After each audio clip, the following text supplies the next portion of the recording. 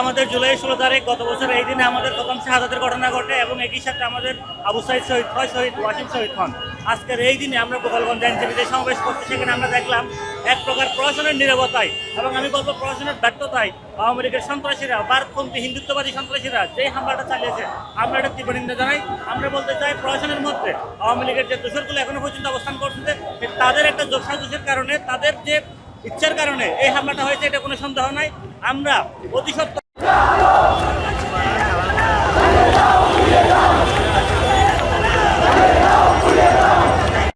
Fashion brand মানে art.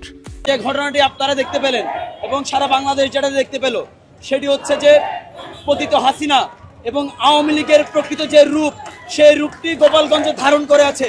সারা বাংলাদেশ থেকে যে সকল সন্ত্রাসী আওয়ামী লীগ, ছাত্রলীগ, যুবলীগের সদস্যরা পালিয়ে বেড়াচ্ছে, যারা এখনো পর্যন্ত ভারতে পালাতে পারেনি, প্রত্যেকটা সন্ত্রাসী নামদা অস্ত্র শস্ত্র সজ্জিত হয়ে তারা গোপালগঞ্জে আশ্রয় নিয়েছে এবং এই গোপালগঞ্জকে শেখ হাসিনা মুজিববাদের একটি গোডাউন হিসেবে আখ্যায়িত করেছে। তারা দুর্গ হিসেবে এটিকে গড়ে তুলতে চেয়েছে। গোপালগঞ্জকে যদি তারা রক্ষা করতে পারে, তাহলে আওয়ামী লীগকে এবং বাংলাদেশের মধ্য দিয়ে একটি সন্ত্রাসী দলকে টিকায় রাখার জন্য গোপালগঞ্জকে তারা ব্যবহার করতে পারবে। তারা যদি আজকে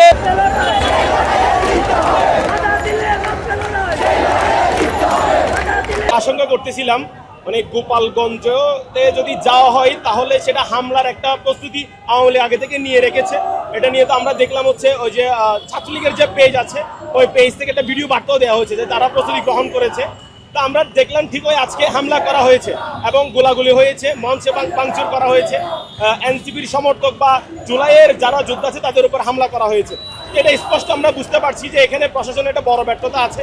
পুলিশ এবং প্রশাসন যদি শুরু থেকে কঠোর ব্যবস্থা নিত, যদি আইন শৃঙ্খলা বাহিনী আগে থেকেই সাবধানতা অবস্থান পজিশনে থাকতো, তাহলে আমরা মনে করি না হচ্ছে এই ধরনের একটা হামলার শিকার আজকে জুলাইয়ের যে নেতৃত্ব প্রদানকারী আমাদের নেতারা ছিল বা নেতারা আছে তাদের উপর যেটা হয়েছে, এটা আসলে আমাদের জন্য খুবই দুঃখজনক। কারণ আমরা তাদের নিরাপত্তায় যদি না থাকে, আমাদের মতো যারা খুব সাধারণ জুলাই যোদ্ধা আছে তাদের জীবন আসলে হুমকির মুখে পড়েছে।